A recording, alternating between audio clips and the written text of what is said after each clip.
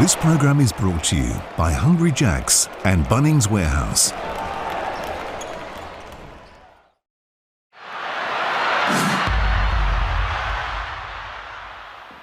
Adelaide host Illawarra in what should be an entertaining and high-scoring affair. Adelaide were disappointing on their home opener on Thursday night against Tasmania. They'll be keen to bounce back. And Illawarra, they haven't been too good themselves. 1-2 to start the season. Tyler Harvey has been shooting poorly. Speaking of shooting poorly, Adelaide 5 of 21 from deep in their first game. They'll need to rebound from that. Let's have a look at the same game multi here. Adelaide should get the job done. I like the over 169.5 and Antonius Cleveland, the most athletic man in the league, to get on the glass. Enjoy the game and gamble responsibly.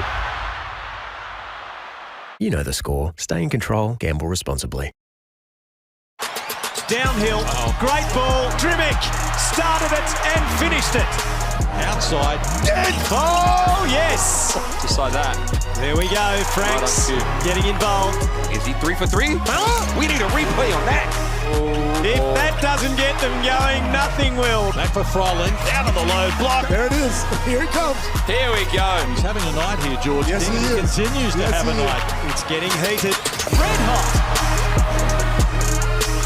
Well, live from the Adelaide Entertainment Centre, round 3 of the Hungry Jacks NBL continues with the Adelaide 36ers playing host to the Illawarra Hawks.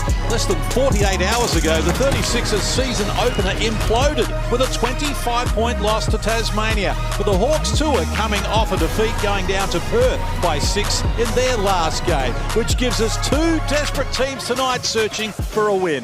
Hi everyone, I'm John Casey. Thanks for sharing your Saturday night with us here on the Hungry Jacks NBL. Championship winners Adam Gibson and Pete Hooley are with me along for the ride, and the Adelaide fans are looking for some answers tonight, Gibbo. Well, it's a big game. As you know, you lose a game in Adelaide and everything's fallen to pieces, so great opportunity 2 days later after a big loss to come back and try and get a win. Well, we saw what happened with Melbourne United. Got smacked around last week, came back, responded terrifically against Perth. So I'm expecting the same thing here from the Sixers.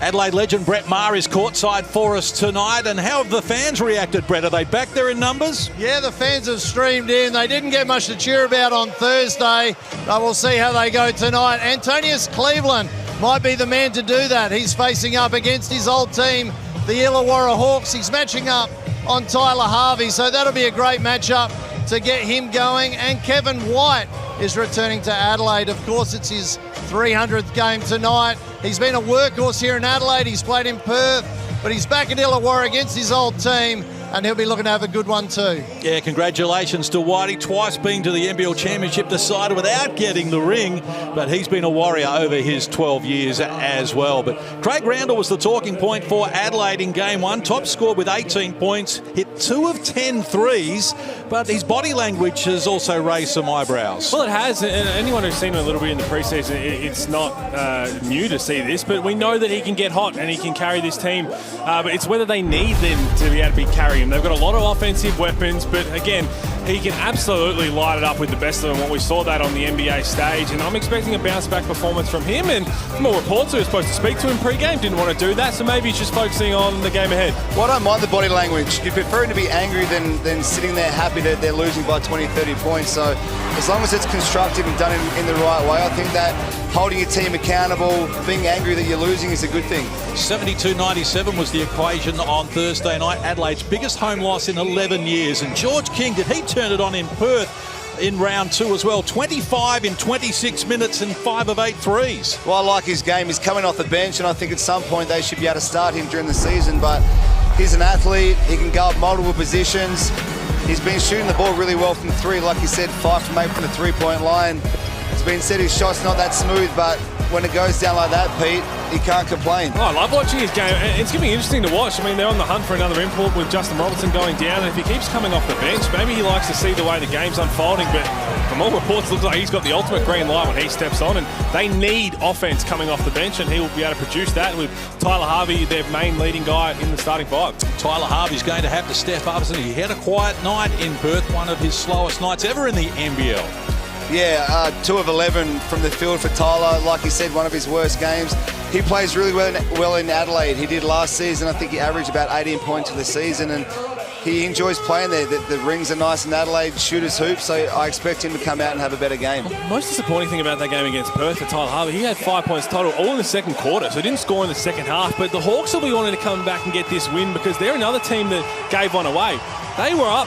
They had 49 points in the first half put on the scoreboard, only 22 in the second. So they let one slip, and they'll be looking for a good bounce-back performance. Well, let's have a look at the starting fives for these teams. Thanks to Champion, and the Adelaide 36ers are going with the same starting five that they used on Thursday night. Well, it's the one they've been using all pre-season, really, with everybody healthy. There's no surprise that they're not going to make a change there. I envision a change potentially happening. I think Sunday Dech's defence and just being a key guy coming unselfish might end up getting there at some point, but let's see how Robert Franks and Craig Randall respond. And Gibbo, didn't get your wish with George King getting into the starting five. For Champion, tell us about the Hawks starters. Well, obviously Tyler Harvey was starting the one. Lockie Dan, what a great story he's been, coming off the bench, a development player. He's been playing a great role. Wani Swakala Bullock will lock down on defence. Deng Deng, I expect Sam Froling to have a great game in Adelaide as well. We are set to go. Saturday night hoops here in the Hungry Jacks NBL, and the Illawarra Hawks have controlled the tip. Will get first use of the ball here against a healthy crowd in Adelaide, who'll be a little nervous here at the start. 36ers managed just 10 points in the opening stanza on Thursday night and gave up 3 triples inside 90 seconds. Dent got close to the rim but couldn't complete it. Well, great stuff for Adelaide. A nice selling defensive stop to get the crowd a little bit less anxious, and let's see if they can score. So Adelaide work the ball forward. Randall skip pass, finds McCarron, firing and knocking it down. That's going to be a big for Mitch McCarron's confidence as well as the Adelaide 36ers. He didn't take a three the other night in their season opener. Only had 6 points, 3 of 5 from the field. And here goes Antonius Cleveland. Against his former team, he opens up as Adelaide score the first 5. It's important to get the crowd involved because not just the players and really the whole club have a sour taste in the mouth, so do the fans. You come back with so much expectation. You've got to get off on the right foot. They've done that here in the first 60 seconds. Swakala Bullock gets a good look, can't convert. So the Hawks are off the mark there with their first 2 field goal attempts. Adelaide 2 of 2 so far. An enterprising start for them as Randall gets it top of the key. Shares it with Johnson. Shot clock rolls to single digits. Here's McCarron. Showed them some tricks. Wanted Johnson involved. Good defensive pressure there from Tyler Harvey. Here's CJ Bruton right now. He's saying, you've got to shoot that ball. We look at the Amy replay. Antonius Cleveland cleared for takeoff. But Mitch McCarron, we know he's unselfish. That's what he wants to do, and they've got a lot of offensive weapons. But you get that deep, you have a nice little pass fake. That has to be a layup. And CJ knows. CJ's played with teams like this before. He's been a point guard on star-studded lineups, and Macca needs to be more aggressive early, especially against Tyler Harvey, who's not known for his defense. Dent gives up the dribble. Harvey likewise. They use Froling, who got past Johnson way too easily, gets it done, draws a foul. And that's just a scout breakdown. Everyone knows Sam Froling is his left hand. That's all he uses. You're going to cut him off, force into his right hand, and CJ won't be happy with that. That's DJ's work on he's always had, and that's disappointing. And you want to set the tone on the defensive end after they got smacked around it and get up and in and try and show that pressure. But as you said, Gibbo, you've got to understand the scout. Yes, you're trying to pressure the catch, but as soon as Sam Froling catches it, you've got to take 2 steps back. He's not a knockdown 3-point shooter. He's going to take one every now and then, but you know he wants to get to his left hand. He wants to get downhill, and that was just too easy. Only a 50% free throw shooter, Froling, and his woes continue there. Can't make the extra, but entertaining first 2 minutes here for the Adelaide 36ers. Only scored 10 in the whole first quarter against Tassie, and McCarron from close range is fouled. Well, this is mouse in the house stuff. Mitch McCarron, he's only small himself, but he's got the smaller Lockie Dent on him. He has no issues getting to the post. He loves to post up. He's incredibly strong in the legs, so he gets deep enough. He's going to enjoy that post matchup, and Mitch McCarron looking ultra aggressive to start this one. It feels like Adelaide have made a focus to attack and have Mitch look to be aggressive, and obviously you hear CJ there on the sideline, Macca passing up that last shot. I would have thought that CJ might have got in his ear to be more aggressive. So McCarron edges Adelaide to a 4-point buffer here. Tick over 2 minutes played in the opening quarter. A little pressure up the floor as well, but Dent hands over. Dent. Froling back to Dent. Well, the pass intended there for Ronnie Swakala Bullock is off the mark. Right now, 36, they're switching everything from the looks of it on the defensive end. Any handoff, any screen, they're just going to switch. And look, if the Illawarra Hawks, that's maybe where you try and isolate Daniel Johnson, which we saw before, with a guard and try and put him in those situations he's uncomfortable with. But this might be a game where we see them play ultra small ball as well, the 36ers. Slide Franks down to the 5, Cleveland to the 4, and then switch everything and try and really cause some havoc on the defensive end. Franks off the mark with his first shot attempt. A chance now for Tyler exploring. He can't get it done. Frolling. Impacted from behind there. Defensive pressure applied by Adelaide. Ball knocked down out of court. Done by Cleveland against his former team.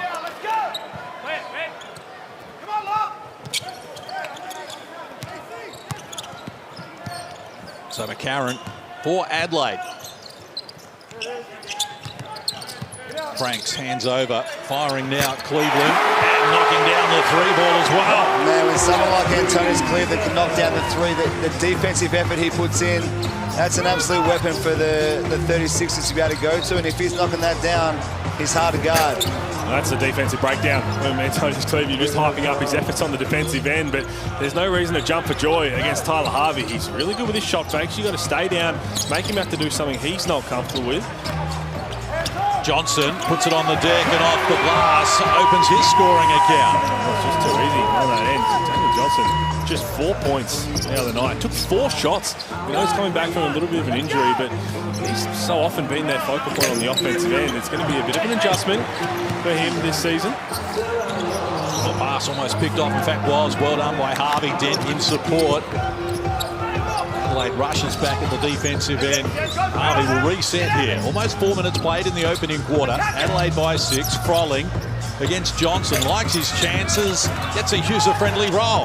I think Illawarra need to do a better job of making Sam Frolling a focus. He had a great off-season with the Boomers. He clearly has a bit of a mismatch here against Daniel Johnson. Go to him. Go back to him. Post him up. Get in some action as DJ does what DJ does. And automatic bucket. You know, if DJ has a quiet game, he's going to come back that next game and get him up. It's the slowest, quickest move you'll ever see from a big man. He just goes about his business. Once he turns the corner, he seems to get to the rim at will, or he's going to be fouled. At 4 points in 19 minutes on Thursday night. He's got 4 here already in the game on 2 of 2 shooting. Mitch McCarron's the other one. He's got 4 points already. And look, this Adelaide team is so deep and it's got offensive talent.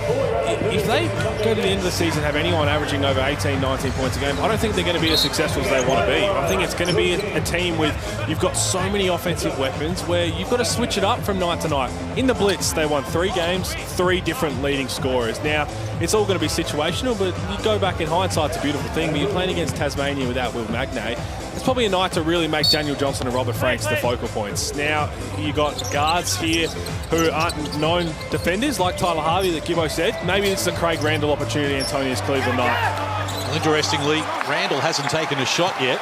We played almost 5 minutes. Can't be far away. Detch into the game, and on cue, Randall does pull the trigger.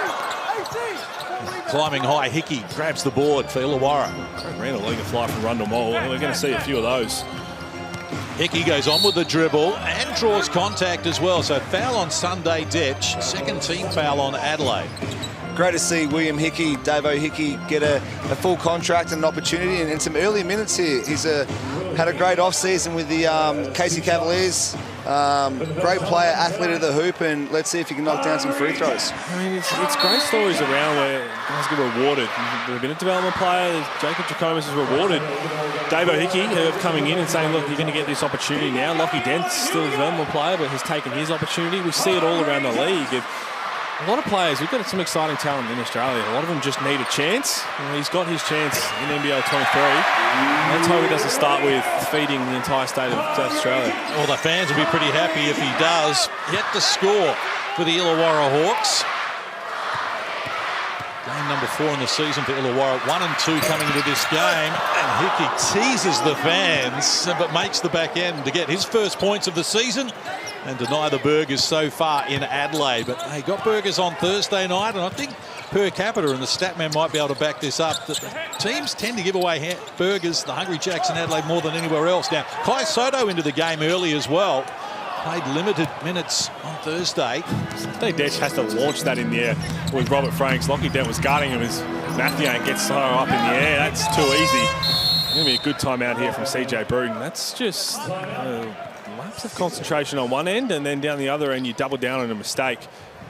We've got Lockie Dent fronting Robert Franks. That ball has to go so far in the air that Lockie Dent can't get close to touching that. And if you do turn it over, you've got to make sure you don't give up a layup down the other end. Well, Tenius Cleveland has started in impressive fashion. 5 points. He spoke to Brett Maher pre-game about playing against his former team.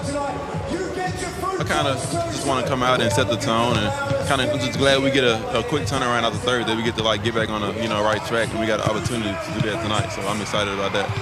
Reigning Defensive Player of the Year, who are you looking at mashing up on tonight? Guarding Tyler Harvey tonight, but I'm looking forward to guarding everyone on the court. But I'll start off on him and try to get us going on that end. He's an exciting commodity, isn't he? 14.6 boards, top 10 in steals and blocks in his season with Illawarra last year. Yeah, and he's had a great start tonight. 5 points on 2 of 2, a block and a steal already. He does it from all over the floor, especially on the defensive end, and he's exciting, especially when he can knock down the three-pointer as well. Well, if you look back to how the whole year panned out for the Illawarra Hawks last season, he basically single-handedly turned their season around. When they were a bit average to start with, and they went through a real rough patch in the middle of the season, he said, look, I'm going to set the tone defensively. The rest of the team can come along for the ride, or we're going to get left behind. And everyone came along for the ride, and then they get top 4 and they get to play finals basketball once again. And I wouldn't be surprised if he was itching to get back on the floor tonight after Thursday night. Well, they scored more points than any other team last season, Illawarra, and 19-9. They won 11 games on the road. They were exceptional. And Antonius Cleveland was a big part of that, but now he's a big part of the Adelaide 36ers, who restart here with a 3-point edge. Middle stages of the opening quarter. And Sunday Detch uses Franks and gets it back. Randall on the other wing, but Detch decides to go solo. Can't convert, and again Hickey grabs the board, and another foul called here on Sunday Detch, his second.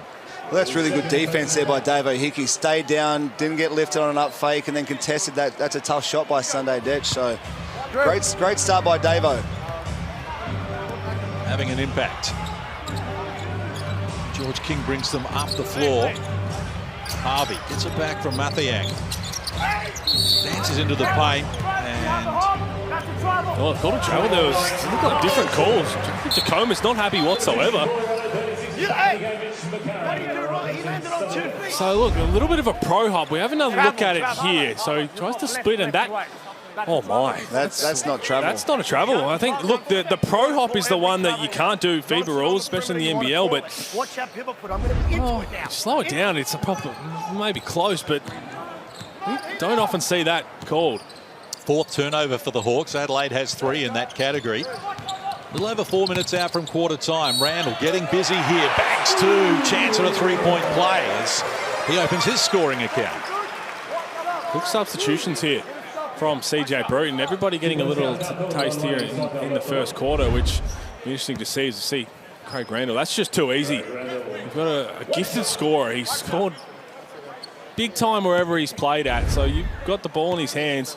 You've got to at least have some sort of show on that ball screen. Otherwise, he's just getting to wherever he wants to get to, and he's going to fill it up. And I like this from the 36ers. Bit of extended pressure. 6-point buffer for Adelaide at home, trying to snap a 5-game streak of the road teams winning. As Mathiang almost lost it, dribbled down onto his foot. Harvey likewise, just with some ball handling problems, decides to pull the trigger, and that was nice. That's just a nice one-on-one play. He slipped over the decal, regathered himself, got Mitch on a nice little crossover, and knocks down the 3. 2 of 2 from deep now for his 6 points from Tyler Harvey. And Adelaide can't convert. Chance here for the Hawks once more, and Harvey taking on Cleveland, enjoying the battle against his former teammate. Cleveland deflected the pass. Came to Randall. They've got numbers up the floor quickly here. Joining in, Franks marches into the paint, and whistle on the play. Free throws to come. Where they're going to be hard to stop. Adelaide 36 is out in transition. We did see glimpses of that in the blitz, and the NBA games are going to be different. That's an anomaly because of how big the floor is and how spaced the court can be. But you've got a certain team on the floor that can really push the pace 1 through 5. Soto runs the lanes well. And even if it's Daniel Johnson, if everyone pushes the lane, you get the big fella to roll behind and step into some trailing 3 balls. That's where they're going to be tough. Free throw woes continue for Robert Franks. He was 2 of 4 from the free throw line against Tassie on Thursday night. Makes the adjustment. And Adelaide with a 4-point buffer here. It has been as big as 7 when they led 9-2 after 3 minutes.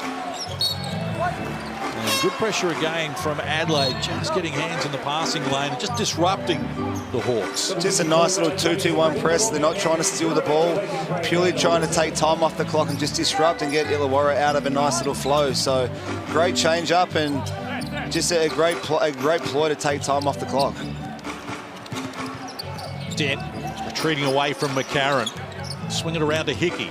9 on the shot clock. Hickey in traffic. Soto came across with the help D and it was good. Franks beats Cleveland, who bounces into the paint, knocks down the shot and draws a foul. Well, there they go again. Off to the races. If you don't get a good look, they're off to the races. But Cleveland's down here.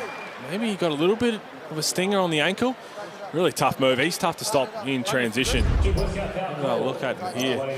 Robert Franks was good defense. Soto came across to help. And then right now, if you're the Hawks, you've got to get back. Someone's got to pick up the ball. Yeah, just unfortunately coming down on his ankle a little bit. But that's how important ball pickup is going to be playing against the Adelaide 36ers. If you don't score, whether it's a turnover or a missed shot, somebody has to pull the ball up and really try and slow them down. So once they get a full head of steam, they've got weapons everywhere. And it's not just the guy on the ball, Pete. It's the 4 other guys have to come back, show a crowd, plug up the paint. It's great to see Adelaide get to the line. It's the 6th free throw of the first quarter. So the margin again out to 7 points here inside the last 3 minutes of the opening quarter. Jacob Jacomas just wanting a little bit of extra pep at the offensive end here at the moment. And the shot clock rolls here to single digits. Hickey just lost his footing there in a tangle with Drimmick. Ball spills out of his hands. They turn it over for the 5th time. Oh, might have been unlucky there. Just a bit of contact. We so often see this being called. That little bump there. He did try and get the little chicken wing in there after that, but how often do we see, if you're not square, that called a blocking foul? So probably a bit hard done there. Here's Hickey. 5 turnovers, a high number for the Hawks. They average 15 a game so far this season. But Adelaide with an opportunity here to build on this lead. Inside, Franks. Left-handed shot over the top of Deng is all the bottom of the net. It's a game-high 9-point lead. Well, they're just scoring in multiple ways. Obviously, the transition buckets are easy. The half-court sets, they're finding their targets. Everyone's getting to share the ball and get good looks. And when everyone gets a touch of the ball, everyone feels good and feels happy. 5 scorers for Adelaide so far. A little over 2 minutes out from quarter time. Dent, pocket pass, found Mathiang. Back to Dent baseline. Good ball movement, but not the result they were after. And Kai Soto gets the loose ball. Beats McCarron. Decides to go to Franks, who got a good look, can't convert. And a chance here for the Hawks. They need to find George King a shot. He's been on the floor for 4 minutes now and yet to take a shot. In traffic, Deng had the pass knocked down. King shares it with Dent. Shot clock to 10 now. Work it down low. Got Mathiang into the paint. Shut down. Hickey, corner 3. Off the mark. So 2 of 4 from long range now, the Hawks. 36% from the field overall. Adelaide at 67% from the field. 8 of 12 have been efficient at the offensive end so far. And enjoy a 9-point buffer. McCarron turned down the open look to get Drimmick involved. Well, it's a great unselfish play, but that's a highlight for the rest of his career. What is he doing, Gibbo? You've got to shoot that, but again, that's what Macca does. Very unselfish. I would have shot that one, Pete, but again, this is what's going to make Adelaide successful. Soto stopped Deng in his tracks there, but did it illegally according to the referees. Whistle on the play. Going to be a first personal here for Kai Soto. I didn't like to shoot too much, but even I would have let this one fly. That has to go up.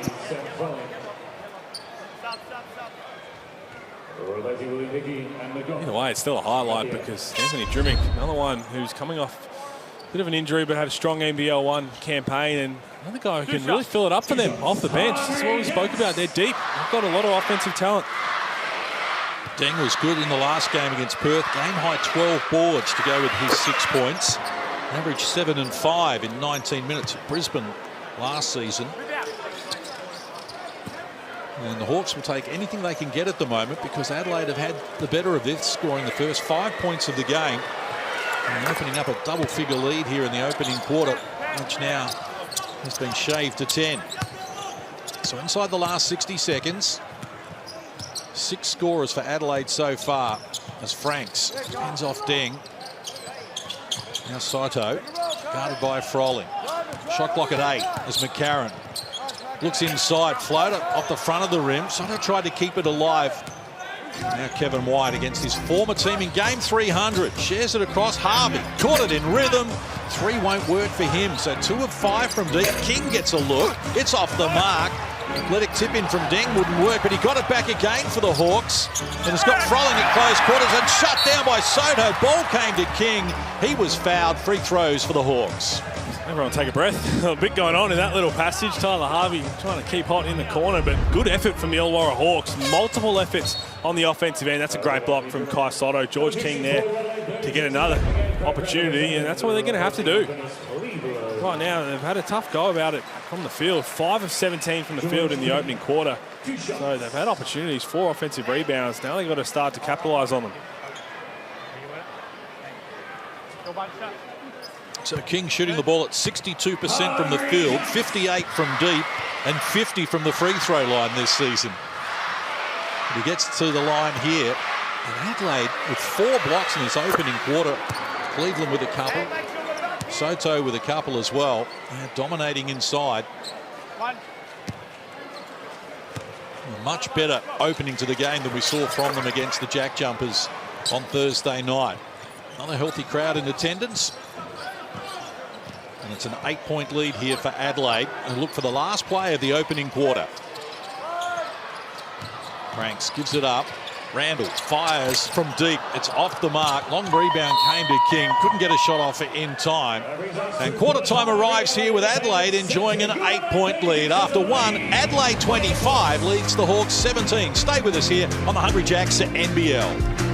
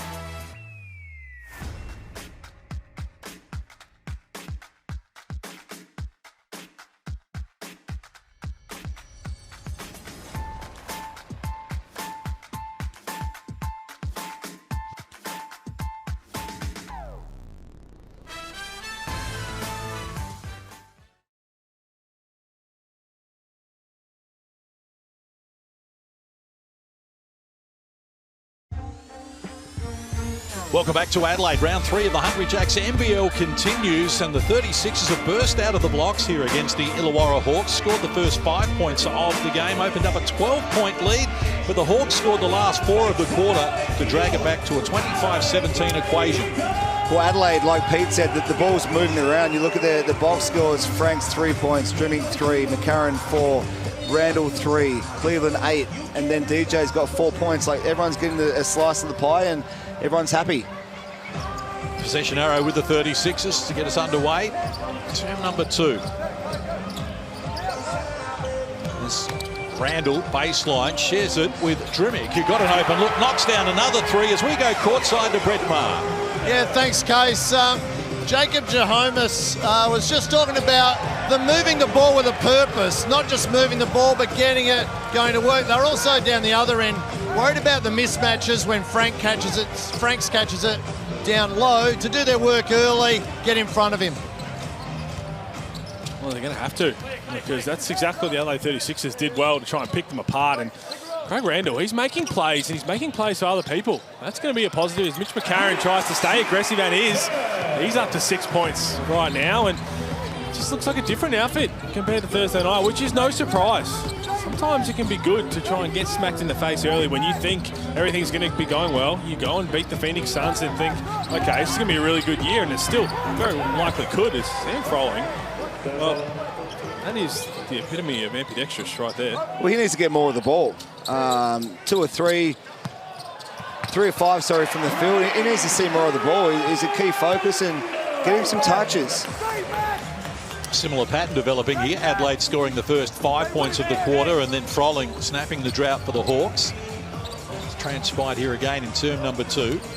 It's a 13-point edge for Adelaide. Froling aggressively, got close to the hoop, and finishing touches applied by Tim Conrad. The rare 2-point field goal from Tim Conrad. We don't see that too often. He normally has that tent firmly put up outside the 3-point line. This Randall once more. One leg, can't convert. And a rebound for Deng. They share it to Conrad. Steps inside Drimmick. And again, the 2-point attempt. Like that so much, went back there. What is going on? He turned down a semi-good look from 3. Well, I don't think there's a such thing as a poor look from 3 for Tim Conrad. No, there's definitely not. And points per minute, 4 points, 2 minutes. That's what he does, and a great inclusion into the game. Veteran getting it done. Soto, shot clock rolls to 6. Feeds the corner. Randall working baseline, found some room. Reverse wouldn't finish. CJ Bruton thought he was fouled. Referees didn't see it that way. Froling goes on with a dribble, confronted by Soto. Goes with the right hand, this time unsuccessfully. McCarron grabbed the rebound and off and run. Now he's lost the handle on it. Came to Froling, and quick outlet pass here for Deng. To climb upstairs and finish in style. Nice little look. I had a few things to say to Craig Randall. A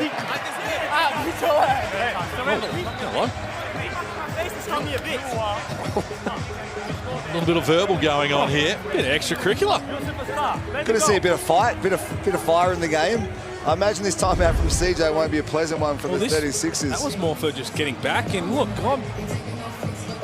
I think he made a great business decision. Craig Randall, I'm not sure that shows up too often in the post or anything. Just said, look, I'm just going to run straight past you. Didn't even try to contest. And Deng said, you know what? Oh, look, well, maybe there was a bit of something from Craig Randall first. Well, of course, with Craig Randall already being subject to getting a little excited, a little emotional during a game, surely the opposition players are going to try and get inside his head. No doubt about it, and I'm sure that's exactly what Deng was thinking, but whether he had a few words to say or was just staring him down, because look, in the end, he didn't even contest that. He knew what he was doing. There was no way he was going to meet him at the rim, just ran past, and in the end, it can also go against you if you're Deng. Yes, okay, you see, you hear all of it, what's happened on Thursday maybe in the blitz, and you want to get under his skin, but Craig Randall might be one of those guys, okay, that say a couple of things to him, he can flick a switch, and if he hits one and starts feeling good about himself, then he can put up 20 in about 10 minutes. Certain plays you just want to leave alone and let him be. So we'll see what Craig Randall's about, but I imagine he'll look to be aggressive, and that'll add just a little bit more spice. Well, he definitely seems like one of those guys that maybe you just don't want to get revved up because of how quickly they can pile it on. And you see it around the league. Nathan Sobey's another one. Chris Golding's definitely one where you have a few words to say to him, whether it's the crowd or the opposition. Well, that game's been put to bed. So let's keep an eye on Craig Randall here. Shane Hill back in the day. Let's go courtside. Brett Maher. Yeah, CJ was just saying the timeout that they're getting a bit lazy just because they've got a lead. They need to move the ball, and that was a great example of it right there at the other end. They're not blocking out, and Illawarra getting some good second chance shots. Certainly good ball movement there, and here's Drimmick. Stole the pass. 3-on-3 fast break here. Comes to McCarron. Just worried out of the points there. Good defensive pressure from Frolling without fouling, and now blows past Johnson, kicks into the corner. Pass had to be retrieved, rolling to the hoop. Oh my, what sort of a finish is that from Tim Conrad? 3 of 3 from 2-point field goal range. Oh, we have to go to the stat man. It's Craig Randall. He's trying to test the waters a little bit. Good hustle from McCarron there to keep it alive, and a chance now for Adelaide from close range, and Franks is going to have to earn these from the free throw line. Have a look at this play. This was after the timeout, that first play.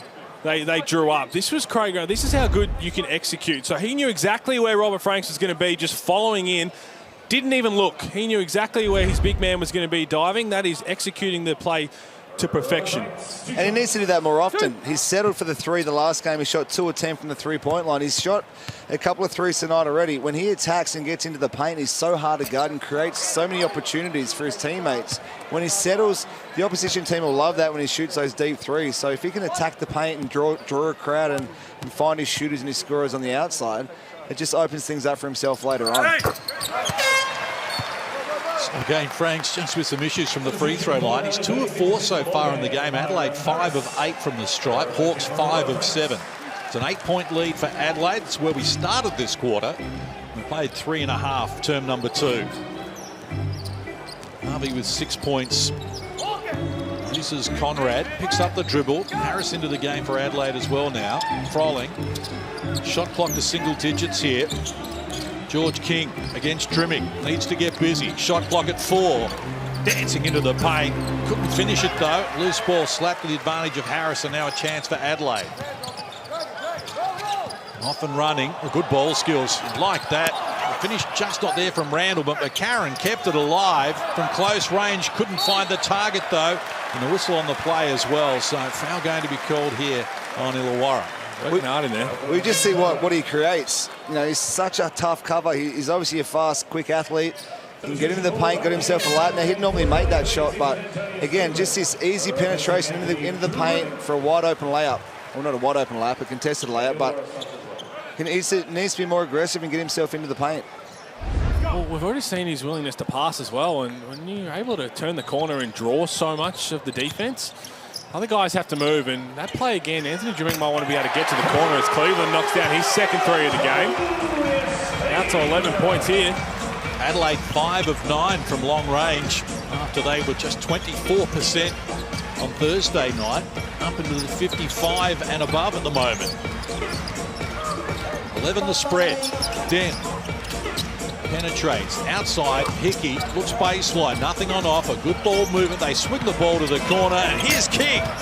It's off the front of the rim. Harris, quick outlet pass, but a foul called in the process as well. So it's going to be the 3rd team foul on the Hawks here in this term. That's beautiful ball movement. It was well defended, but they just kept whipping it around the perimeter. George King, you give that shot to him as many times as you want, because the way he's been shooting, you expect that to go down. Let's go.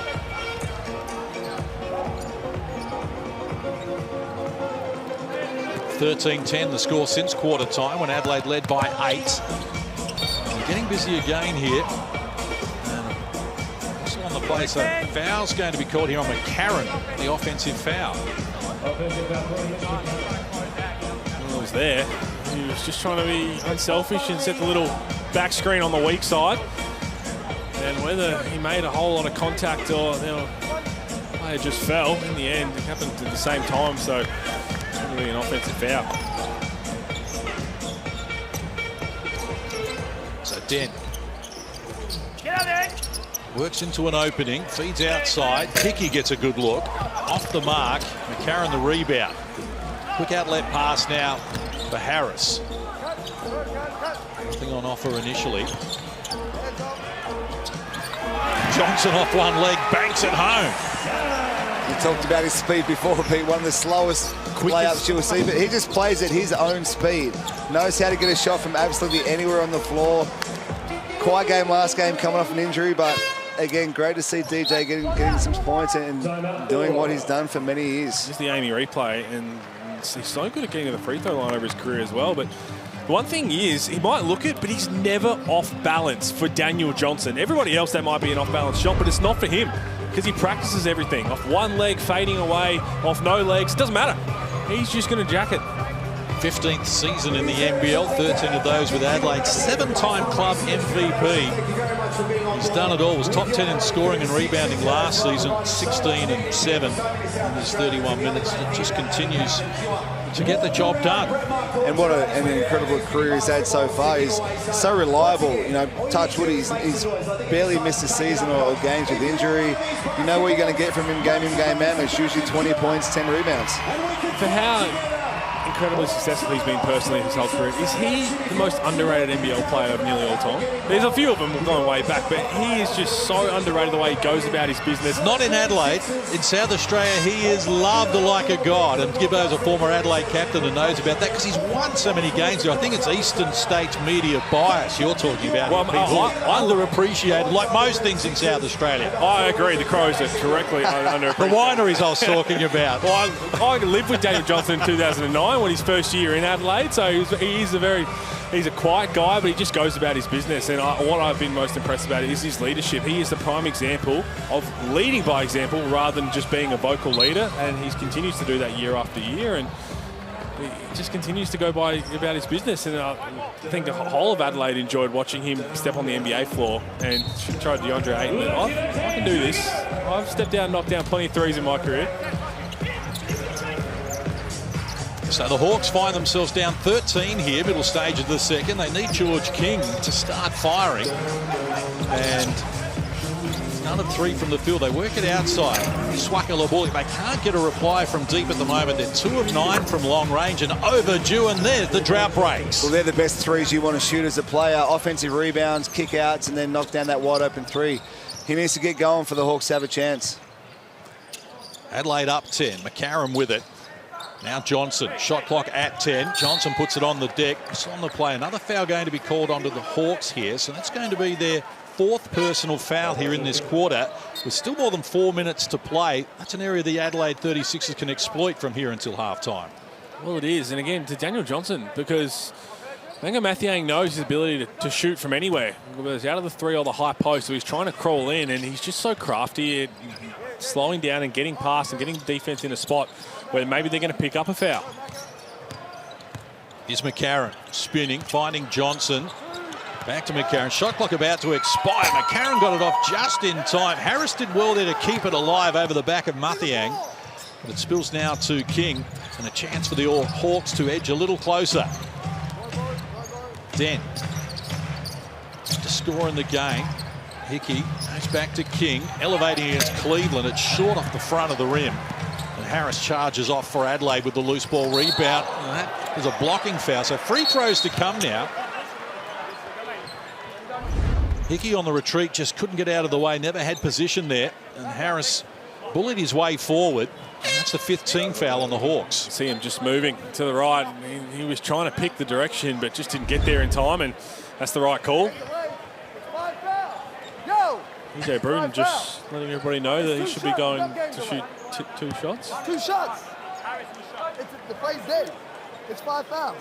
Take that up. I understand what you're saying.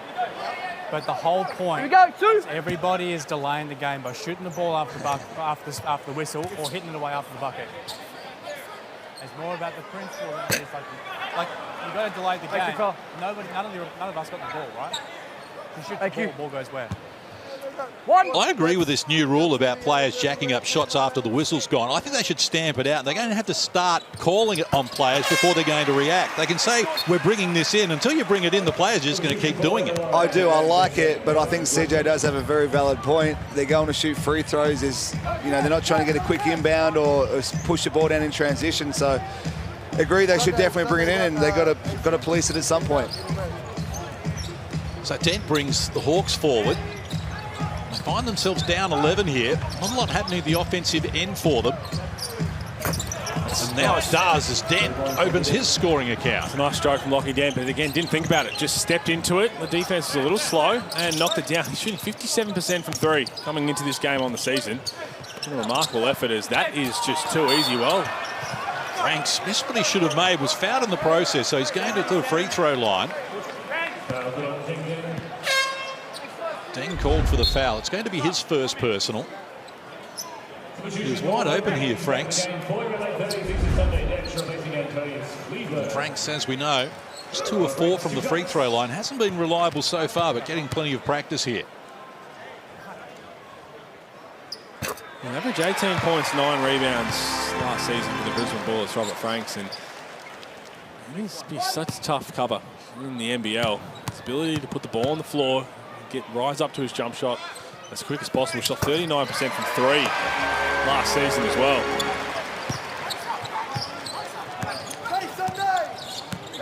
Inside the last 3 minutes of the first half, Adelaide led by 8 at quarter time. They have it out to double figures again here at the moment as Mathiang hands over. Dent just knocked down one. Now he's cooking. Well, that's just beautiful offense by the Hawks. They've run some good sets. They've missed some shots, but Lockie Dent just made a three. They run the exact same play on the other side of the floor. They run it again. They go back to their shooter and he knocks it down. It's going to be out of bounds. That's unfortunate for Mathiang, because he got the steal and Harris looked like he was trying to pick up the transition foul.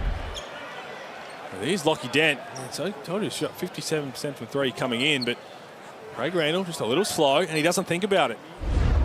So last week was his second game in double figures for his career. And the first one was game one, 19 points, and the explosion he had. The most minutes before this season for Lockie Dent was 9 minutes in any game he's played. Now talk about arriving in the NBL. He has made some sort of splash.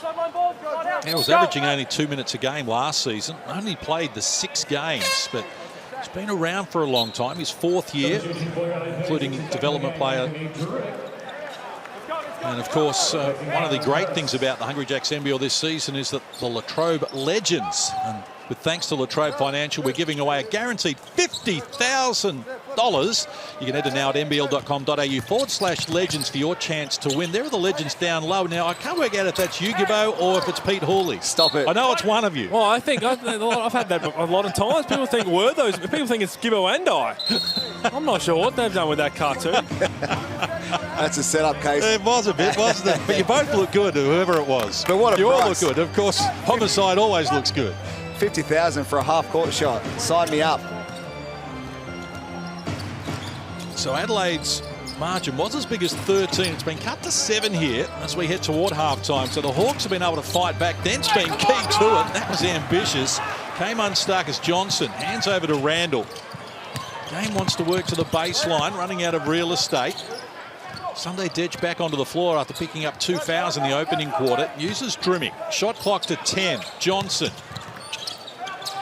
looks inside, nothing on offer. Shot clock to 5. They feed Franks. He's lost a handle on it. Good pressure again from the Hawks. Loose ball scramble. Came to Hickey. Dent.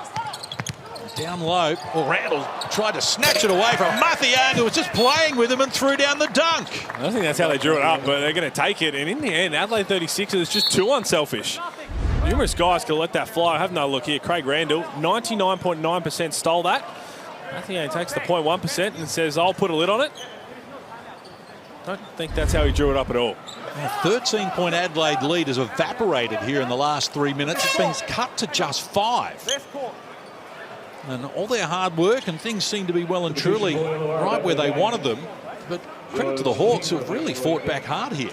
Well, the last 3 or 4 minutes, they've run some really good offensive sets. They've gone back to the same offense 2 or 3 times, and they got 2 nice wide open threes from Lockie Dent. And then that third one, ambitious lob to Mango. But that's what happens when you run the same offense over and over again. Other things open up and other players get looks. I mean, that lob before you had to actually got the successful dunk looked like, yeah, he got a little bit of a check from Daniel Johnson. In the end, looked like he wanted to block it himself, just spank it into the 4th row because he wasn't going to get close enough. So the fans silenced in Adelaide as the Hawks mount their challenge here. Randall got it from Johnson, decides to fire. Good option. That's what he can do. Doesn't need much time or space to fill it up from outside. So 3 of 9 now. Randall has 8 points. Only Cleveland with 11 has more in the game. So they work the ball to Deng. Firing over Franks and getting it done. The two former Brisbane teammates going at it there. Oh, see Jacob Jacomas now screaming too, whether they're going to drop back to some sort of zone here. So that's the plan. When you got Drimmick and Craig Randall with Franks and Daniel Johnson and Sunday Dej, you got shooters everywhere. That's risky. It's very risky dropping into a zone. Randall with it, shot clock to 7 as he elevates, this time unsuccessfully. Well, that's just falling right into the trap of that zone where you get no ball movement, no player movement.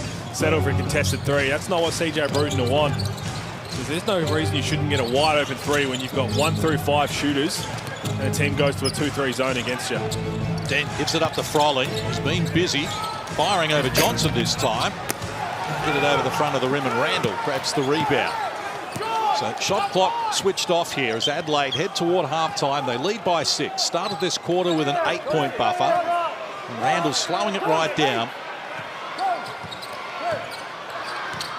Under by Harvey. Now puts it on the deck. Lost it to Deng, who feeds Harvey the ball just dislodged there. So it's busted play and nothing going on there in the halftime buzzer. But Adelaide go into the major break with a 6-point lead after leading by 8 at quarter time. Halftime arrives in Adelaide and it's the 36ers leading by 6. Adelaide 46, the Hawks 40. Stay with us here on the Hungry Jacks NBL.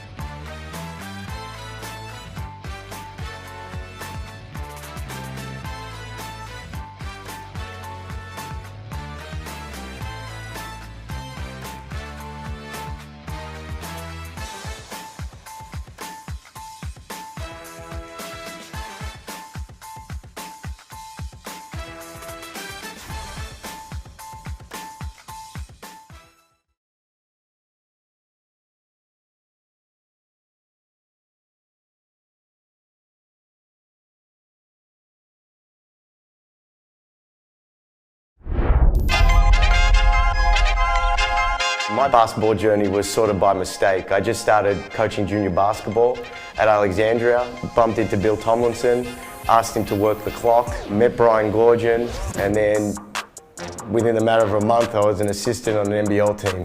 And then it just grew from there. And now I'm a head coach, so it's not a really sexy story. I think it's just persistence. The big one with Jacob Jacomas replacing Brian Gorgian at the helm. It's 2 and 3 weeks later when you're walking through Wollongong and you go, I'm the head coach of the Illawarra team. Or someone introduces you as the head coach. Or the way, sometimes people treat you a little bit different. But there's a lot of people that haven't gotten that opportunity like I have, which I'm, pumped about. Brian Gorgian, he's been through the process that I'm just starting, and I think it was like nearly over 900 games. So if I try to be him after 900 games, it's never going to work. I think it's false if you try to be someone else, but obviously in everything we do, the way we play, the way I'm going to go about my business, the way I'm going to manage my staff, it's all going to be with his education that he's given me over the last 10 years. All right, we're only 5 down. Let's go, hands in. I'm just trying to be me. The best part of doing basketball is the relationship with the people you have. All the staff that I've hired have been people that I've known and coached with my whole life, and players in the past that are my biggest supporters right now, people that have played for me, and I'm hoping to grow this with these guys here.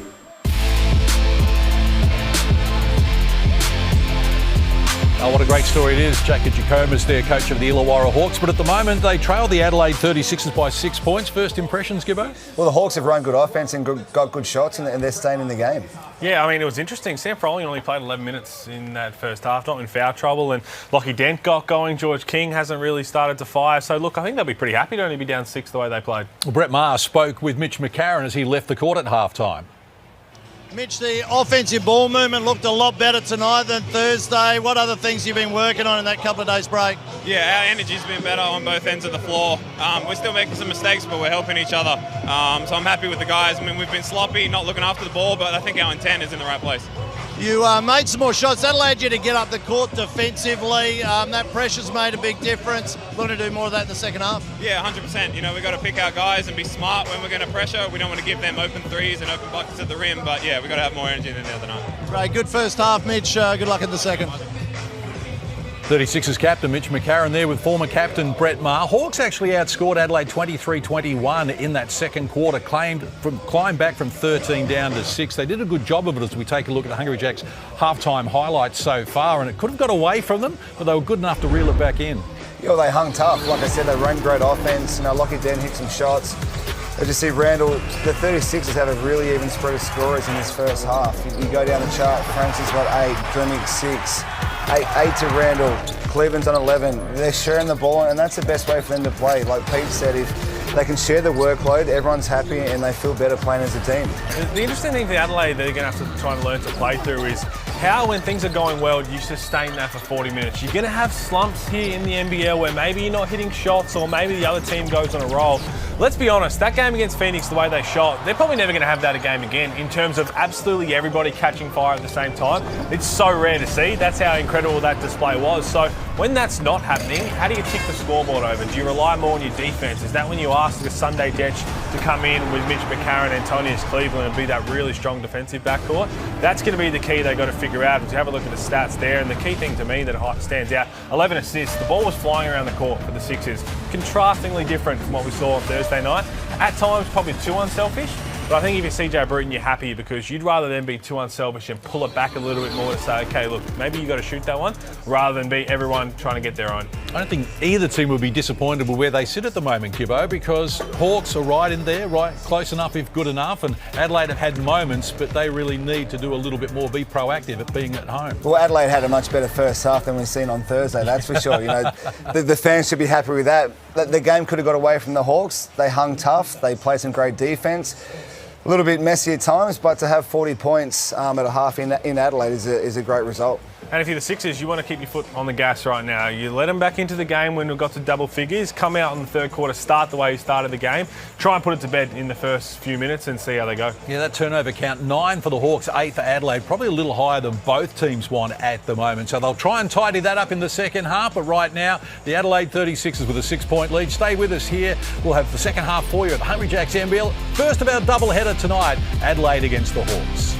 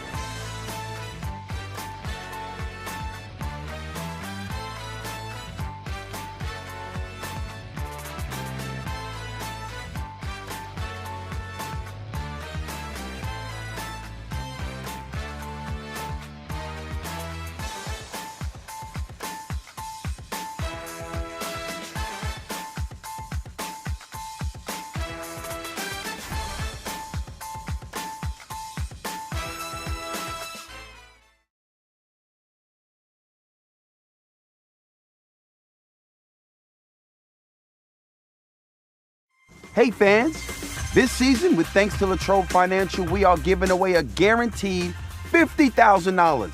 And like these NBL legends, Wortho and Gibbo, you can be a Latrobe Financial legend.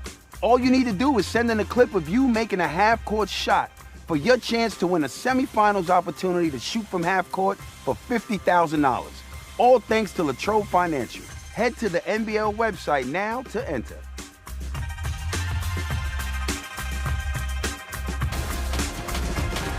Yes, great competition there. 50k up for grabs. NBL.com.au/legends for your chance to win. Gibbo, that was first crack, was it? Yeah, absolutely first time. I'm a one and done kind of guy, Case. You know me. That is a myth because the peanut farm, that is windy down there, and I know for a fact that that was probably number 10, I reckon. Well, no, we spoke to Antonius Cleveland pre-game about playing against his former team. 11 points on 4 of 4 shooting, a couple of blocks. He's enjoying the night. Yeah, he is. He's playing a lot against Tyler Harvey, and any time you get to play against a former teammate, you train against them every day. You know their moves, you know their tendencies, you know where they want to go. So he's been great on both ends, attacking the hoop, and the most impressive thing has been his three-point shooting. That play before you saw on the highlight where he just rolled over on the ankle. Just watching him warm up to start this second half. Did you have a chat to Tyler Harvey there? He looked a little bit stiff, so maybe that's stiffened up in the halftime break. See how long it takes him to try and get that going so that he can get out and do what he does best. Hawks with a possession arrow as we get underway here in the second half. They grabbed some momentum late in that second quarter, Illawarra, to shave a 13-point deficit down to 6. Let's see if they can go on with it. Dent was important late. Got in the air there with nowhere to go. Froling had it knocked out of his hand. Shot clock at 4 in the corner. Peeling off the triple is Dang Dang, and he turns to the 36ers bench and said, "You had a good view." Well, he loves a chat, doesn't he? He loves to chat. I mean, that was great defense by the 36ers. Just an unfortunate play to finish and a great shot by Deng Deng. This has been a terrific fight back from the Hawks as Harvey lobs it for Froling, who adds another 2. They've closed within a single point. Well, that's really good offense. Just taking the braver. There's Sam Froling once again, showing the ability to finish with either hand. 16-6 run here from the Hawks since the last 5 minutes of the second quarter and here into the third. It's dried up for Adelaide at the offensive end, and again the shot clock works to low numbers. McCarron off glass, can't convert, and a chance now for the Hawks to take the lead as Dent pulls up for the triple off the front of the rim. Oh, just too stagnant on both ends right now, but the Adelaide 36ers, yes, they're getting through some sets, but it's all east to west. It's all across the perimeter. No one's really attacking to try and make some mismatches happen. 90 seconds played since halftime. Adelaide yet to add to the tally from the first half, and now they do. Well, that's automatic for DJ. You give it to him anywhere in the post, he's going to score any direction, any way. Gets a nice little spin, a little up fake, and a nice little scoop to finish. Froling gets it from Harvey. Goes back in that direction. Firing Deng once more. This time caught the 3 deep, getting after it. Franks grabs the rebound. Cleveland in traffic, needs help. Back to Franks, who fires the 3 off the mark. The Hawks slow it down here. Well, if you're Illawarra Hawks right now, the way Adelaide's playing, you just want to kind of scrap this up a little bit. Try and make this as scrappy as possible and see how Adelaide respond. It's good hands from Craig Randall. All deflected to McCarron. He's got Johnson on the run, who looks inside, shares it with Franks from close range. He's into double figures. You also need to get a shot with the Illawarra Hawks every single time down the floor. If you turn the ball over against Adelaide and they get out and run, it's game over. They've got 10 turnovers so far. Adelaide with 9 in that column. In the corner. Sprinkle of Bullock's been quiet tonight. They've come up empty once more. Now McCarron's got Franks to his left. Got Randall to his right though, and he knocks down the triple. So the 36ers answer here. They reel off 7 unanswered points. Well, great D there by Cleveland. Great hillside D, gets a deflection, and then when you're running in transition, that's the best time to score. Mitch McCarron penetrates the paint and gets Randall a wide open 3. How many options did he have? Because they were one man down, the Hawks, but everyone just spaced the floor. If McCarron could have passed to anybody, he would have gone up for a wide open shot. Shot clock at 1. Dent turn around, fills it up. 8 in the game now for Lockie Dent, who was scoreless in the opening quarter. So a 6-point buffer, back to where we started this quarter. Played 3.5 minutes, and the continuation waved away there. I think that's the exact same call we had for Tyler Harvey in the first half, with a bit of a pro hop. Look at the Amy replay. So they're calling that a travel. That was a bit more of the pro hop than Tyler Harvey's, I believe. But I can understand probably why that one is called, not the first one.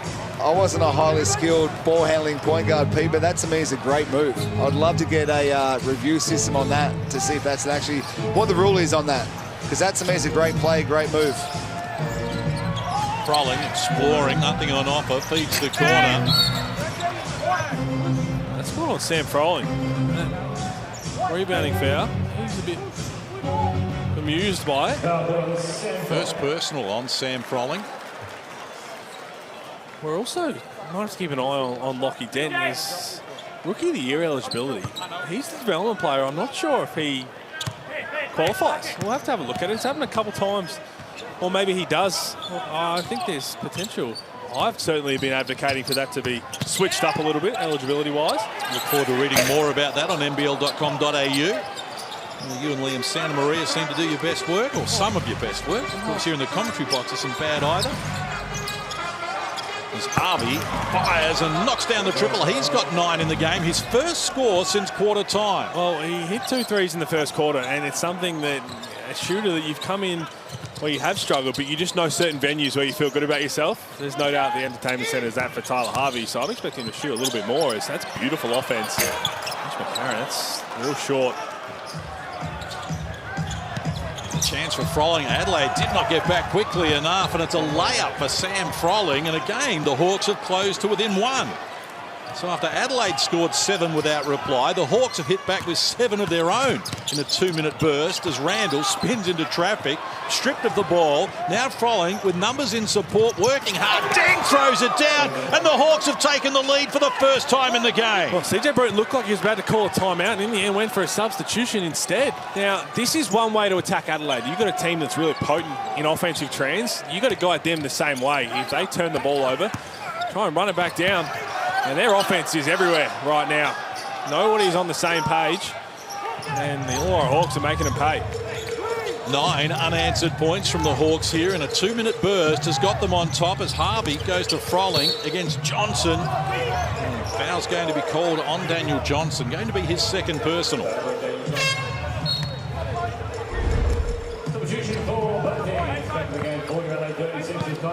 Well, that there is just a scout breakdown. That big has to get up to the line of the ball, especially with someone like Tyler Harvey in the effort areas. You see Anthony Drimick, Sunday Detch getting subbed in.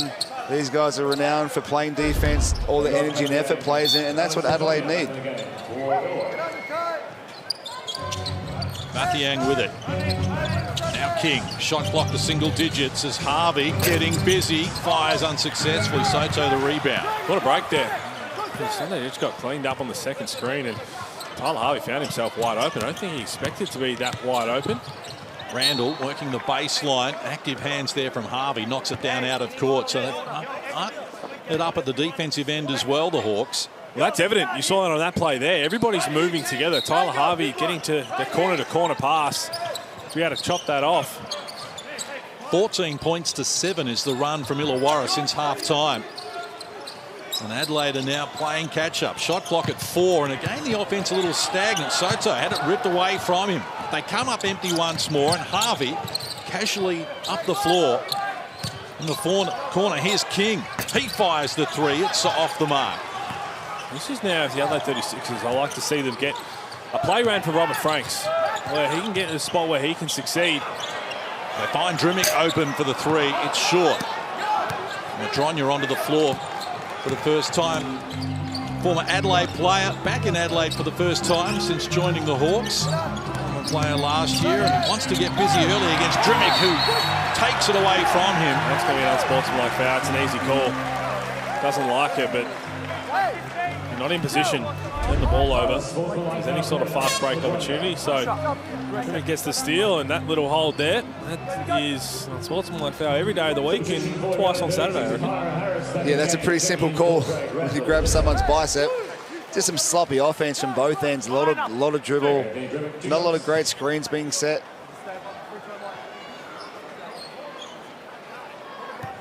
Anthony Drimick with a wry smile as well. Enjoying his time back in Adelaide. He was Rookie of the Year back in 2017 with Adelaide. Last couple of years in Brisbane, but now back in South Australia. Has to tie it away as he makes the adjustment. So back on level terms, Adelaide. They led by 12 in the opening quarter, led by as many as 13 in the second term, Adelaide. And now they are fighting tooth and nail with the Illawarra Hawks, who are bringing the usual hustle we expect from the Hawks. Sunday Detch with it. Harris inside. May have travelled, and that's the call. I think he may have travelled a couple of times. Well, this right now, if the Adelaide 36ers, and you mentioned it, Gibbo, no one really setting screens. The Hawks are switching a lot, so it's imperative that you come together, make contact on the screen to make the Illawarra Hawks have to try and do something different, because right now they're just walking around on the defensive end and having anything they want go their way. Harvey with the floater. That won't work.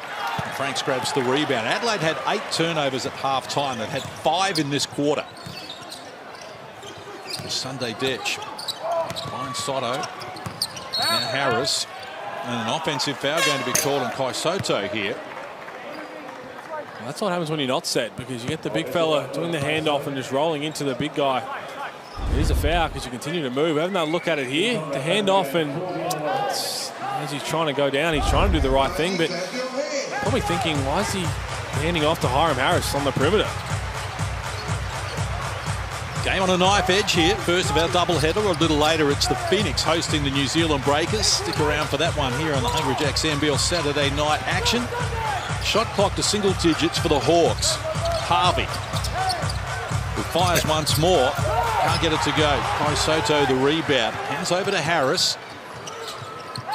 So Franks is the only starter on the floor at the moment for Adelaide. Looked a little bit out of control there. Couldn't convert. Tipping from Soto wouldn't work either, and George King put a stop to it. Well, it's just messy offense. Adelaide need to get the ball onto their arm, run a play for Robert Franks, whether it's in the post, a pick and pop, something, so it's less dribble, more pass.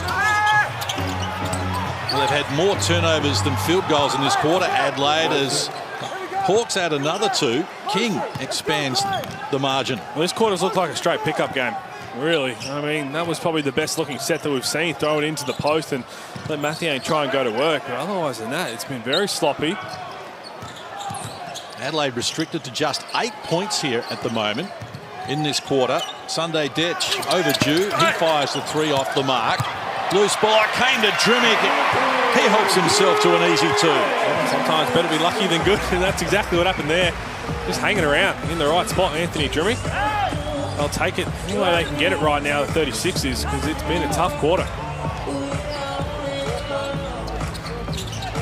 So tied at 56. Alex Madronya with it. Now they get Mathiang involved. Shot clock at 8. Madronya against Drimmick, who's going to be called for the foul here. Free throws to come for Alex Madronya.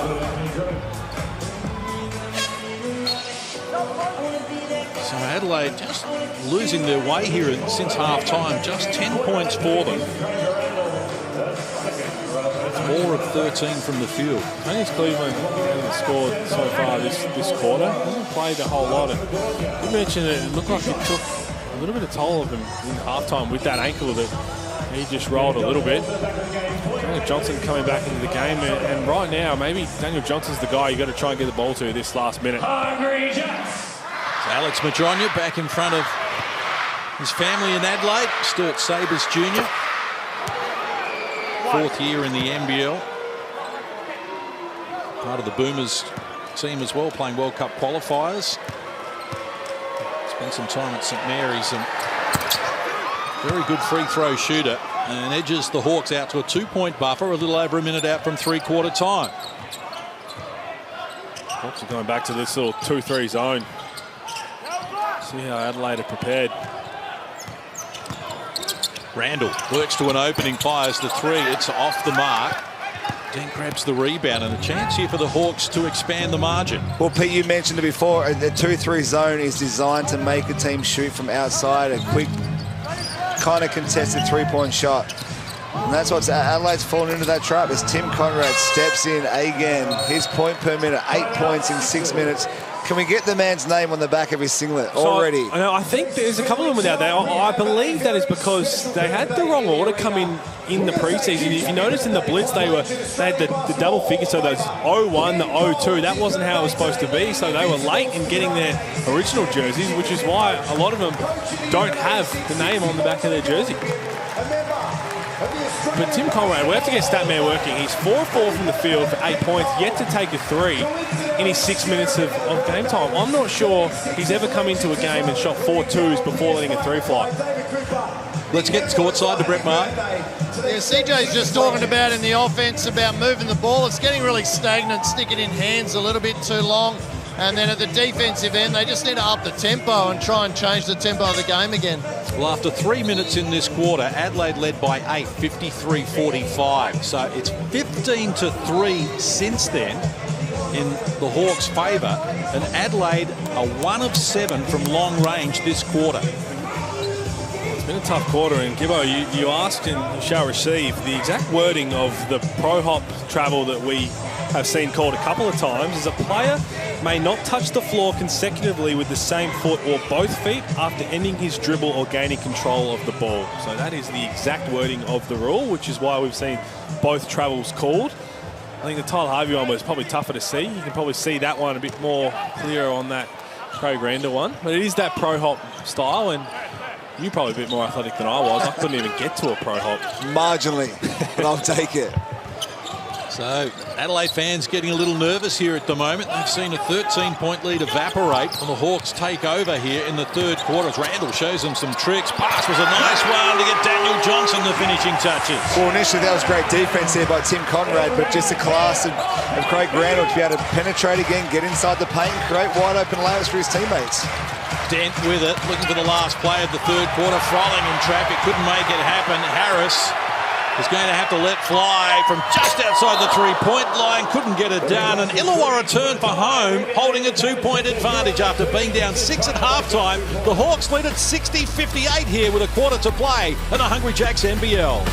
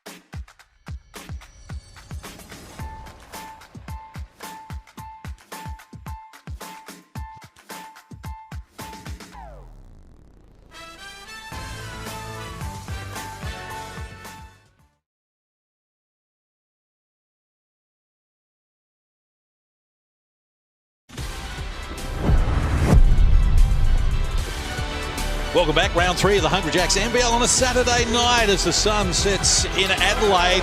Is it setting on the 36ers as well? They led by 12 in the first quarter, 13 in the second, but here come the Hawks storming back into the equation. The fans are getting nervous, Gibbo. Well, we know Adelaide fans, you miss a shot, the air just gets sucked out of that gym, and you make one, it's like it's Christmas time. So Adelaide, 6 turnovers in that quarter, that's not going to get it done. Well, you mentioned in the first half for the Hawks in that second quarter, you've got to kind of make it scrappy against the Adelaide team, see how they respond. They did that in the third quarter. It was awfully scrappy on both ends, and Adelaide kind of fell apart. Let's see what CJ Bruton has organised in that three-quarter time chat. Well, they've got the possession arrow to start the final quarter, but they found points hard to come by. As this time they get the ball inside to Cleveland, who's fouled, and he's off to the free throw line. Well, great first set. Great play there by Hiram Harris, penetrates the paint, gets the ball inside, and then they have to step up and help, and a great dump off for Cleveland.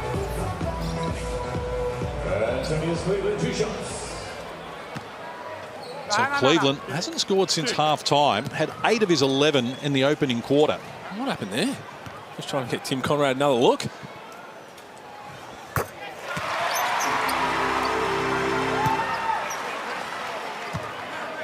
What's your fit? Sam. Cleveland against his former team. Defensive Player of the Year with the Hawks last year. Can't make the back end, and Conrad has been impressive.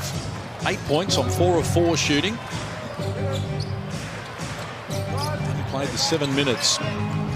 As Froling feeds Harvey, who's starting to fire up. Not on this occasion. Harris the rebound. Uses Randall. Chance for Adelaide to retake the lead here. Randall goes on with it. Past Conrad. Confronted by Harvey. He's fouled and will be off to the free throw line as well. Again, it was great, well defended by Tim Conrad. You see, as soon as Craig Randall tries to get back to his right hand to look like a step-back 3, he closes the gap and says, look, I'm going to force you to drive. And Tyler Harvey just tries to take the charge. He's just got to wall up there. Keep your feet moving and try and wall up. That was well done by Tim Conrad. That's part of the scout. Well, the road teams have been having a very good time of it. The last 5 games have been won by the road team. As you can see there, Melbourne and Perth last night. Cairns defeated Sydney last night, and Tassie and Adelaide on Thursday. And prior to that, Perth won in Cairns and Sydney won in Melbourne. So 16 games completed this year in the NBL this season. It's 8-8 overall. Last year, there were more games won on the road than at home. It was distorted a little because of New Zealand not playing their home games in New Zealand. Oh, don't ruin that. I was incredibly impressed by that. 75-73 it was. Road wins, home wins. But at the moment, Adelaide back on top here. They've retaken the lead and led for the vast majority of the game and looking to finish in style. It's a good time out here from Jacob Jacomas, because those are the type of plays that Adelaide will feed off energy-wise. Good quick timeout. He's an impact player, Hiram Harris, isn't he? He doesn't have to be out there for very long to make things happen at both ends of the floor. I like what he brings to the table. And you're going to need players like Hiram with a team like this, a star-studded team. A lot of guys want the ball. If you can slot guys in like him that can just role play, come in, set screens, crush your boards hard, dive to the hoop. That's crucial for CJ and for the Adelaide if they're going to have a chance to win a championship. Of course, the Hawks doing this short-handed without Justin Robinson, who's out for the season with a knee injury or the foot problem. There's Ken Cole as well, very quickly. Happy birthday to Ken. But let's hear from Tyler Harvey. He spoke to Brett Maher pre-game about the added pressure now. Look, man, we got guys on our team that step up. Lockie's been playing great. We got a next man mentality. Of course, losing Justin was a hit to the team, but we can't really think about that right now. We have to have the next guy come up, step up, and do their job. Well, Tyler Harvey has to shoulder a lot of this responsibility, doesn't he? He averaged 16 points last season, hit 68 threes at 32%, but now with Justin Robinson and that knee injury, so much responsibility on Tyler Harvey. And there is the great Ken Cole. Shout out to Ken and his wife Pauline next to him there. It's his birthday today, Gibbo, you were telling me. 79th birthday. Happy birthday to Ken. Obviously an Adelaide legend. Yeah. Basketball Australia legend. He's been there for many years. Always heads down to practice and provides a lot of great feedback and insight of how he used to do things back in the day. And speaking of Adelaide legends, Brett Maher courtside. Yeah, Jacob Jahomas was just worried. The first 3 plays they drew up, they didn't run at all. They went away from them. Defensively, Adelaide were able to get to the bucket, get offensive boards. Hence, he had to call that quick timeout. So it was probably not happy he had to burn one this early. Lockie Dent might want that shot back again as well. Well deep with the 3. Randall for the triple. Oh, loves Kmart. He loves Kmart. Loves letting him fly from Rundle Mall. Does Craig Randall. That's 3 of 8 from 3 now. He's got 16 points, 5 of 13 from the field. He's got 4 assists as well. 8 unanswered points from Adelaide to start this final quarter. Hawks still looking for their first bucket of the term. We played almost 2 minutes. Dent exploring, got past McCarron but couldn't complete it, and now Adelaide running again. This is going up. Randall fires the 3 and again knocks it down. 11 unanswered points to start the 4th quarter, and Randall says, come with me. That place would be electric right now. You know how Adelaide fans get when a couple of shots go down. Crucial couple of minutes here for the Hawks. Well, he is a human microwave. There's no doubt about it. As Deng Deng tries to answer back, good tipping from Sam Froling. And right now, you've got to pick Craig Randall up as soon as he leaves the locker room, because this might go up real quick. The Hawks get a much-needed bucket, but Adelaide are firing here at the start of the 4th. Uh-oh. And Randall is doing it all, this time off the front of the rim. Just a breakdown from George King. And this is where he's going to be really tough when he gets in these moods. Amy Replay steps up and says, love my Kmart. And then this one right here said, you know what? I'll go back to Kmart. We do love Kmart, Pete. We do love Kmart. looking good on the Amy replay. 8 of his 19 have been scored here in this final quarter for Craig Randall. 4 of 10 from long range tonight after being 2 of 10 from long range on Thursday. But after scoring just 12 points in that third quarter where the offense just ground to a halt, they pulled off 11 points here inside the first 2.5 minutes. You also don't want to have to rely on Craig Randall to go through these periods to help try and break games open. He's going to do that just based on the style of play that he has. But you want to try and ride it for as hot as he can stay. And as soon as maybe you sense that he's going to cool down, that's when you want to get back to all the other superstars that you have at your disposal. Robert Franks, I think we've probably seen 1 or 2 possessions where they've actually ran a play for him. We saw Randall had the nice wraparound pass to him, but Franks, he's fully fit and firing. He's one of the best power forwards in the league. So Adelaide by 5. A little over 7 minutes out from full time. As Randall exploring, lob pass for Franks, cut out there by Deng. Did a good job of it as well. All comes to King, who's been quiet by his high standards. So 7 points in the game, George King. Came in averaging 18, and that's a delay of game warning we were talking about earlier, firing after the whistle. Called straight away. And they've called that straight away. So Cleveland called for the foul. It's his first. 11 fouls overall on Adelaide, 14 on the Hawks. Hawks came in here averaging 21 a game, most in the competition. So they are prepared to stifle the team, their opposition, any way they can. Game's still on a knife edge though, 5-point margin. Took over 3 minutes played here in the final quarter. Mathiang wants to go back to Harvey. Got away from McCarron, the floater is short, gets his own rebound. Still couldn't get a reply. Wanted Mathiang to get it away from Franks and stayed with it. And unfortunately spilled out of court. I thought it was last touch by Mathiang. Everybody thought that. Yeah, there'll be a review coming. I think CJ Bruton knows, and Robert Franks is... Antonius Cleveland is absolutely begging for this to be challenged from CJ Bruton. Oh, absolutely. And as we expected, nearly every Adelaide player got in CJ Bruton's ear and said, please use your challenge. This is 100% going to go our way. Any danger of players just owning up in that situation? Oh, like a batsman walking. Never case. No, we're not going to get it. Well, Never.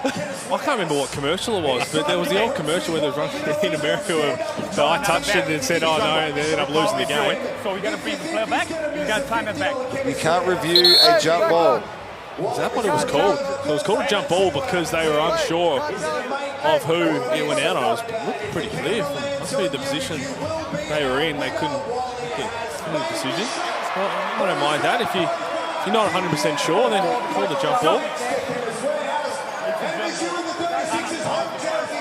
Well, they've only called the jump ball because they weren't sure who it went out of. So if we go back to the original call, you can challenge that. I think what we want out of all of this is to get the right decision. And there is a way we can get the right decision here, but we're not going to get it.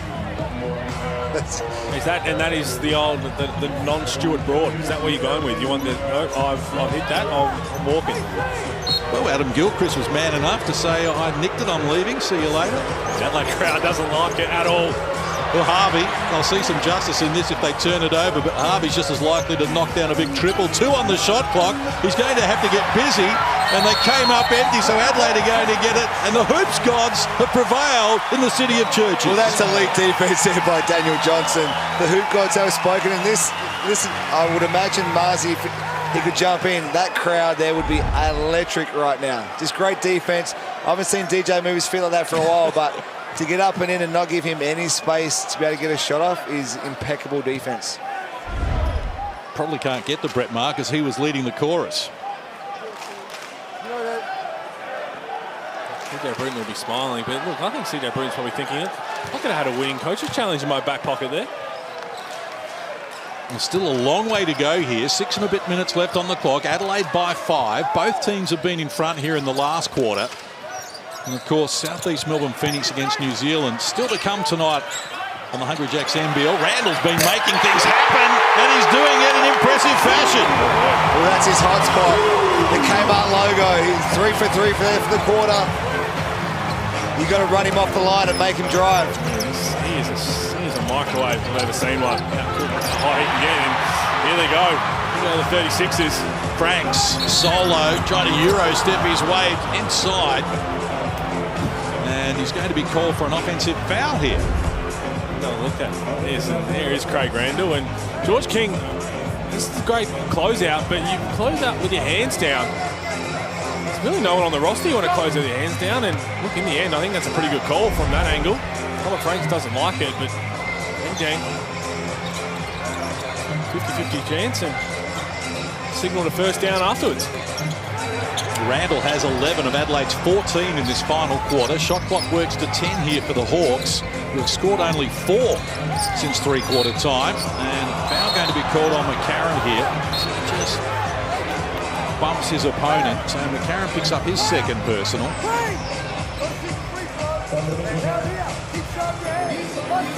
There's your game of delay again, Case. It's going to cost the Hawks a free throws. He shot that after that foul, which... That's twice now, George King. And credit to the referee, they've been hot on this from the jump in this game.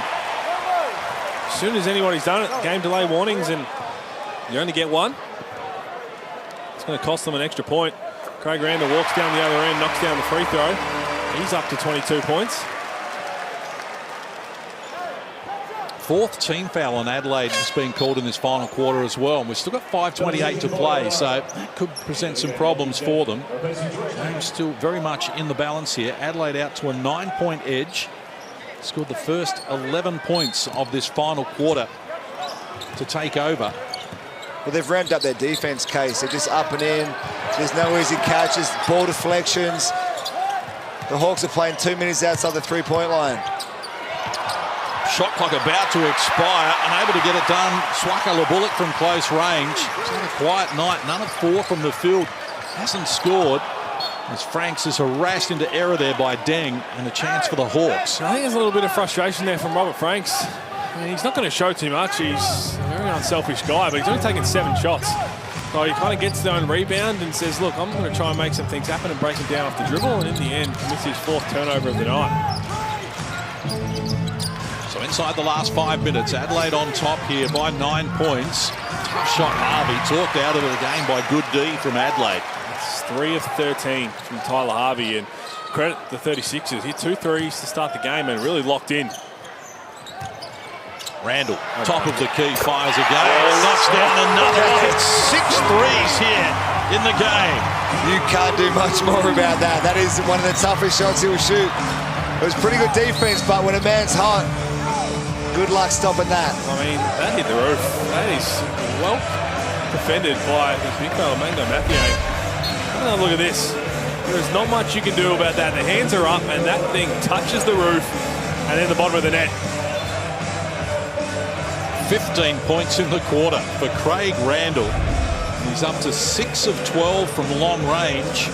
Tyler Johnson, Kyle Adnam, Xavier Rattan-Mays, Chris Golding are others to have hit 6 threes so far this season. No one's hit 7 yet. Well, you can probably book that. He's a fair chance. He'll go for 7 as Deng Deng is a high chance here to give the city of Adelaide some cheeseburgers. Let's go courtside, Brett Maher. Yeah, this crowd has really got electrified off the back of those Randall threes. They're getting into it. He's leading the charge at both ends, not only at the offensive end, but he's picking it up defensively, and the rest of the team seems to be following. Bryce Soto was off the bench trying to talk Deng into giving away the free burgers. Big West Terrace Hungry Jacks guy, Kai Soto. Wow, well, they might have to wait a little longer, but they're up at the moment by 11. A little over 4 minutes out from full time here. Robert Franks fires the triple, and he knocks it down. Adelaide get their 12th 3 of the game, including 5 here in this final quarter. Well, I'm surprised there's no timeout after that one, I think. Jacob DeComas has called for one, the next whistle, but this is how dangerous Adelaide can be. Taken the Hawks out of their comfort zone here in the final quarter. Big time. Finally knocks down the triple. It's a big-time shot from Lockie Dent into double figures now. What a season he is having. Been good, hasn't he, Dent? 11 here tonight. And Randall goes once more, looking for a 7th triple. McCarron, the offensive rebound to keep it alive, and a chance now for Franks. He can't get it to go either, but it comes back to him. And again, he steps into the paint, and free throws to come now as the foul is called on Illawarra. Jacob Jacome was talking to the assistant coach about potentially challenging this. The problem is it looked like it could have been a charge, but he definitely grabbed the wrist when he got hit. So that's going to be the tough thing if you even thought about challenging that. And I think Jacob Jacome's going to do it anyway.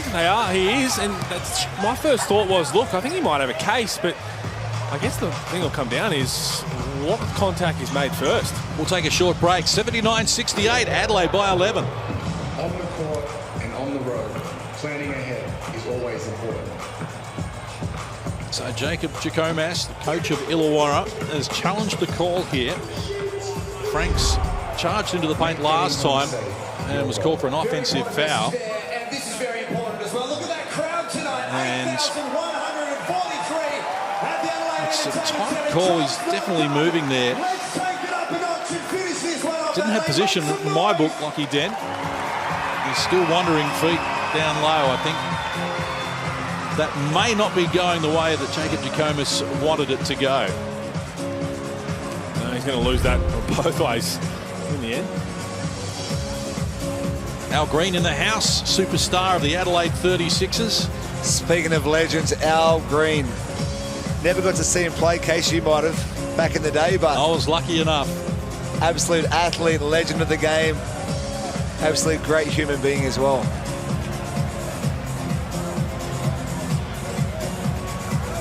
Timeout here as we assess the coach's challenge from Jacob Jacomas. Just saw a shot of Al Green, who, of course, holds the record in the NBL. 71 points Al had back in 1984. Yeah, there he is, 71 points back in 1984. That's a reasonable night at the office. You go to 12-minute quarters, and I'll tell you what, Craig Randall, if he has nights like this, he could have maybe had a chance, but not many are going to get close to that. Chris Golding had the 50 points in the 40-minute era, but we had a couple of looks at the replay of the coach's challenge. You see Daniel Johnson, career-high 8 assists, just making things happen. Looks like Jacob Jacomas is going to lose this challenge. Not only was there a hand check, but Lockie Den never quite had position, just sliding in front. So a career-high 8 assists for Daniel Johnson, who leads that category. And Mitch McCarron with 8 rebounds is game high in that category as well, along with Franks, who has 8. So this is the new Adelaide 36ers, where the big man has career high assists, and we know Mitch McCarron's a very good rebounder. But you don't know what you're going to expect with Adelaide this season. But tonight in patches, you can see why bookmakers had them the 3rd favourite for the championship before they played a game. Well, they've got a lot of different weapons, and for guys like DJ and Mitch McCarron, they're going to have to find ways to impact the game that doesn't include shooting the ball. So if that means DJ's got to throw some assists, he'll go and do that. Well, a 12-point lead now for Adelaide, little over 3 minutes out after the Hawks started this quarter in front, if you've joined us late. But so far in this quarter, it's been 22 points to 8 in favour of Adelaide. Well, it's been Craig Randall. First the Hawks in this 4th quarter. Just absolutely lighting it up, and this is how dangerous they can be when they can just flick a switch. And not just one player, but everybody on the floor. They really just fill it up. And I'll tell you what, Deng would not want to give away burgers after what he did after knocking down the free throw, the possession before when he went to the free throw line. Because this crowd will get into him. Oh my. He's done it. Oh my. Wow. So for the 2nd time in 3 nights, free cheeseburgers, the code word is baller. If you're in Adelaide, and McCarron puts on some more finishing touches. Margin going out to 14. Harvey, he knocks down the triple. He's now got 14, including 4 of 8 from deep. Well, that's where he shot really well, to be honest. He's 0 of 10. 0 of 6 inside the 3-point line. He's shooting all well from 3. They've led for the vast majority of this game, Adelaide. Peeled off the first 5 of the game. Led by 8 at quarter time, 6 at the half. had the margin in double figures in the first and second quarters. Now, it's a foul on Franks, so free throws to come. We'll walk to the other end of the floor here. Third personal on Franks, but Adelaide over the limit. And Illawarra back to the free throw line. So some work to do now for the Hawks, because coming off that 6-point loss to Perth, they've also lost to Sydney. Their only win against the Southeast Melbourne Phoenix. And it's going to be interesting to see who they look to replace. Justin Robinson looked like the perfect piece the Hawks needed this year, a true point guard, because I think that a lot of the pressure will be taken off Tyler Harvey if he moves to the shooting guard, and maybe plays a bit of backup one if he has to, but try and run sets for him as a shooter. But get somebody that real true pass first point guard to be able to facilitate, run the offense. I think they had everything answered with Justin Robinson, so it's a really tough break, and I'm just going to see what they go after. Well, with Lockie Dent starting as that point guard, I think that's the way they will go. So I agree. I think they'll get a pass first point guard to play alongside Tyler. There's no pressure, but a Josh Giddey type would be nice. That'd be kind of perfect piece. Well, lucky enough to have him in Adelaide. I think he's doing all right, isn't he? But he's moved on and doing pretty well. As an offensive foul is going to be called here. Adelaide. I did not move. That's offensive. Just clarifying, it's an offensive foul, not Daniel Johnson saying he did not move. That's not what they found offensive. So an offensive foul, so no free throws, but a shove on Froling, and then just extending his movement to prepare to accept the pass. But third personal for Daniel Johnson. What are we doing? Keep attacking the basket. That's 10 points, still over 2 minutes to go. Still some work to be done here for Adelaide. I want to just think they're going to cruise home here, because the Hawks have a way of working themselves back into the equation, and Tyler Harvey to the free throw line is a good start for them. And this is what I spoke about with that new piece coming in. He's 4 of 8 from 3, so to be able to have that true point guard come in and say, look, we're going to run so-and-so, maybe get him in action where it's him getting a screen from Tim Conrad when Tim Conrad's minutes, because then your defense has to be on point, because if one of those two get open from 3, and their feet set, you expect them to knock it down. We know how good he is in his first season here, runner-up in the MVP, All-Star 5. Hit 124 threes in his first season, Tyler Harvey. And they've got it back here. They've stolen it away from Randall, who just lost a handle on it, Davo Hickey. He's disappointed with that. And a layup/dunk beckon, and a margin being cut even further. Just lost control of it. Well, these are some big-time minutes for Davo Hickey. He's a rookie coming in off the bench, and to play the last 2 minutes of a tight game it shows a lot about the trust that Jacob has in him as a player. Slice into the hoop. The finish belongs to Antonius Cleveland against his former team. Just steadies the Adelaide ship. It's too easy when you're trying to claw back and let the guy single pass and just slowly get to his spot.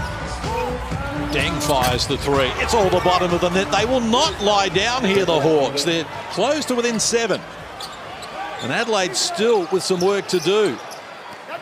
Franks works into the paint. Good extension. Nice finish. Draws a foul chance at a 3-point play. Well, you have to extend the pressure. You have to try and speed Adelaide up. But as soon as because you're not trying to trap anything in the backcourt, as soon as that ball is advanced over the half court like that, you see they're trying to get the trap over the half court. As soon as you don't get that, everybody's got to clog the lane. They just had 2 layups in a row. It's easier said than done, but they're trying to make the job a lot harder for themselves. Timeout call, 1:26 left on the clock here. Adelaide up 9. Of course, second of our doubleheader, the Southeast Melbourne Phoenix against the New Zealand Breakers, is still to come.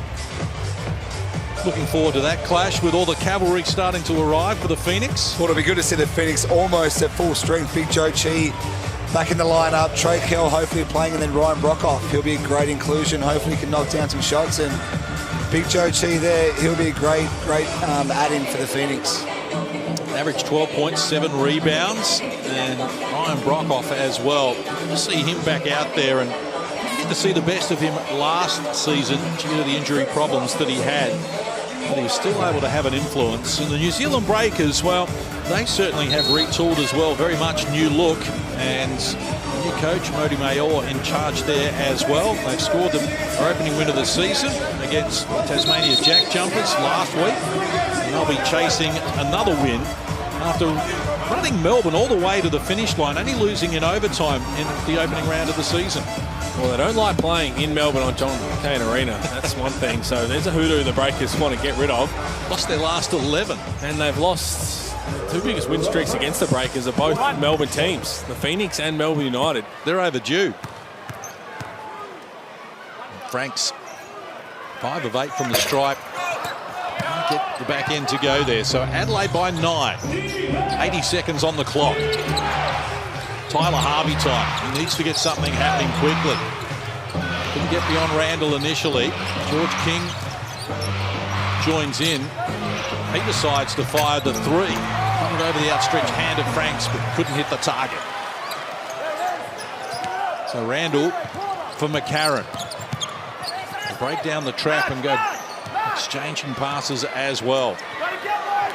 15 points in this final quarter for Randall, who has a game-high 26. Shot clock at 5 now. Picks up the dribble, needs help. McCarron wheels for the triple. Off the mark. Well done Franks to contest there against multiple opponents, but he had a foot on the line when in possession of the ball, so the Hawks will get it back. That's good scramble defense here. Jacob Jacomas screaming, got to get one. He's talking about a trap, not a foul. They ran at it. They have to give up the ball and force a rush shot from Mitch McCarron.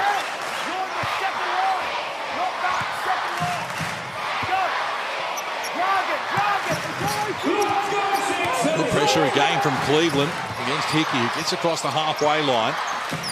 Frolling, given some latitude by Daniel Johnson. So now he wants to muscle his way in. Nothing on offer. Outside, Deng fires and knocks down another 3. Well, that's just a 6-point game. That's just a breakdown by Adelaide. You can't give up 3s when you're up 9 points. Give up 2s, not 3s. Here's Randall exploring in the paint. Off glass, adds another 2. Game high 28 for Craig Randall. And the Hawks in search of a quick bucket. Frolling. Skip pass for Harvey, who gets a wide open look at the 3. Can't get it to go. Johnson the rebound, and they have survived the charge here. And late whistle applied as well. Deng's going to be called for the foul. So free throws to come for Adelaide. Tanya, please. I like that from CJ Brown. Just a bit of game awareness, trying to get into his team. Cleveland's going to go walk down to the free throw line. And this right here, this happened 3 times in the last 2 minutes. That's a tough finish, but when they're trying to speed them up, everyone doesn't clog the lane in the half court, and they're getting layups. Franks had one, Cleveland had one, and then Craig Randall just got all the way to the hoop. What a night he's had. What a response he's had. 28 points, 6 of 13 from deep. So Adelaide back into double figures. They had the lead in double figures in the first and the second, and again here in the fourth, but Illawarra fought them out a little closer than the final scoreline's going to suggest here. Harvey takes them on in the corner. Deng fires the triple. It's off the mark, and Adelaide get their first win of the season after being smashed by Tasmania 48 hours ago. The Adelaide 36ers beat the Hawks by 10. It's Adelaide 90, Illawarra 80 on the back of a Craig Randall masterclass where he had 28 points in the game, including 17 in the final quarter to take out Foot Locker Player of the Game honours. Craig Randall, our Foot Locker Player of the Game. Adelaide win by 10. We'll be back to wrap it up here on the Hungry Jacks NBL right after this.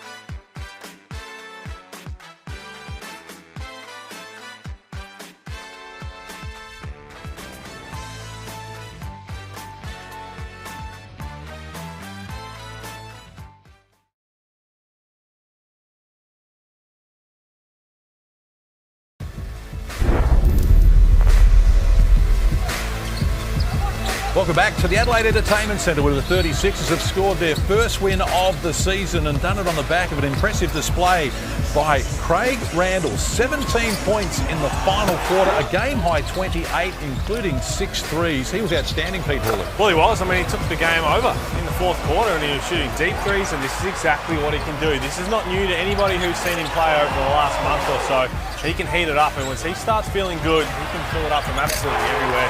He did that, he caught fire and really put the game to bed, and credit the Hawks for just hanging around them, man. Scrappy at times, they kind of dug deep, and in the end, probably not enough contributors overall. Deng got a few points late, but he is our Foot Locker player of the game, because once he got hot, there was no stopping the man. No, he did a good job of it with 18 points on the opening night against Tassie. Cranks it up to 28 here on night 2, and dare say that's not going to be the high watermark for Craig Randall before this season has finished. And he spoke with Brett Maher just a short time ago. Yeah, Craig Randall with me, Foot Locker player of the game. Must be nice to get your first home win on the court. The crowd's been dying to get you guys into the game. Yeah, it definitely felt good. We feel like we disappointed everybody when we came off our trip, and we disappointed ourselves, so we just wanted to come back, redeem ourselves, and have a good game. And yourself lighting it up in that last quarter. It's good to watch you when you get going. That must have felt good too. Yeah, that felt good. Coach just told me before the game, let it come to me, don't press as much. My teammates got me the ball when I was open, and I did my game, and my teammates helped me. Illawarra, really hard team to put away. They just kept on staying in there, didn't they? Really good effort from them. Tough team. Tyler Harvey's obviously a really tough player to guard, and all of them as a whole. So it'll be fun going against them again. We'll have another challenge for us. You had some good ball movement in parts. Defensive intensity was a bit up and down. What are some of the things the team's looking to improve on as we get through the season? Just staying consistent on the defensive end. We know the offensive stuff is going to come. We're so talented on offense, but if we can stay together on defense and always be locked in on that end, we're going to make it tough for teams to come and beat us. And your time out here in Australia, how have you enjoyed it? You've come from the G League, it's a different league, the trip from Phoenix, a lot thrown at you. How are you enjoying it? I'm enjoying it. I love Adelaide. It's my new home, so I'm looking forward to staying here and winning some championships and just being a part of this organization. Well, great game tonight. Well done. Foot Locker player of the game. Go enjoy it with the fellas. Yes, sir. Thank you. Brett Maher there with Craig Randall, who put on a good show. The Hungry Jacks highlights are going to feature him a lot because Adelaide, well, they started in exciting fashion, Pete. They scored the first 5 and then led by 12 in the first quarter, 13 in the second. Had it under control for a vast majority of the game. But full credit to the Hawks. They never went away. Got it back to within, in fact, leading into the last quarter, the Hawks. But Adelaide just too strong and Randall turned it on. Well, look, it's always good to be able to still learn from a win rather than a poor loss where you have no choice but to learn. And look, there's going to be a lot of things they take out of that. If they're playing against a team like the Kings, like the Wildcats, if they have that middle slump like they had in the second and third quarter, is it going to be too hard for them to turn the switch on in the fourth? So these are things they're going to have to try and figure out. If Craig Randall's taking a while to try and flick the switch, who else can they get going? As we mentioned, Robert Franks, he only had 10 field goals, didn't run a whole lot for him, and this is the puzzle. This is the puzzle for CJ Bruton has to try and figure out. He's got a lot of moving pieces. How do they want to work it out? And it's an exciting puzzle to put together. It sure is. So much to look forward to here. The Illawarra Hawks have to back up on Monday against the New Zealand Breakers, who are up shortly against the South East Melbourne Phoenix, and Adelaide take the road show to Sydney next Friday night. That's tasty. Well, that's tasty based on whatever Paul Smith said yesterday. If you haven't go back and watch the game against Cairns, because he's expecting the Golden State Warriors to roll in, and that's 2 high-flying teams, and I'm looking forward to seeing that one. Really enjoyed that tonight from the Adelaide 36ers. Hope you did as well. A reminder, we've got the Phoenix and New Zealand Breakers not far away as well. But on behalf of Pete Hooley, Adam Gibson, all our hard-working crew behind the scenes, I'm John Casey. We'll see you again soon here on the Hungry Jacks at NBL as Adelaide get the job done against Illawarra.